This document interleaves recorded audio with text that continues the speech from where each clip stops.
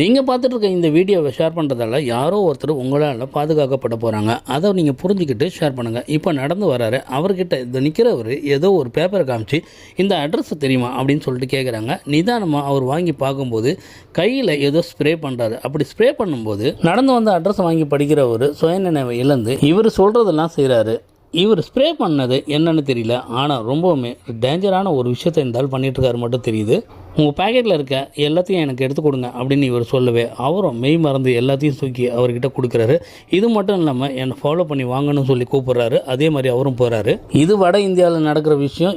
சென்னை நங்கநல்லூரில் இதே மாதிரி இன்சிடென்ட் ஒன்று நடந்திருக்கு. தயவு செய்து உங்கள் ஃப்ரெண்ட்ஸ் ரிலேட்டிவ் எல்லாருக்குமே இது ஷேர் பண்ணுங்கள். யாருன்னா உங்களுக்கு தெரியாதவங்க எதனா அட்ரஸ் கொடுத்து படிக்க சொன்னாங்கன்னா தயவு செய்து அந்த தப்பை நீங்கள் பண்ணாதீங்க. வாயில் சொல்லி கொஞ்ச நேரம் நீங்கள் அவங்கக்கிட்ட ஆக்டிவாக, அதாவது எந்த பக்கம் அந்த பக்கம் திரும்பி பேசுங்க. யாரையுமே நேராக பார்த்து பேசாதீங்க. இதோட அவேர்னஸ் எல்லாருக்குமே போய் சேரணும். அதனால் உங்கள் ஃப்ரெண்ட்ஸ் ரிலேட்டிவ் எல்லாருக்குமே இது ஷேர் பண்ணுங்கள்.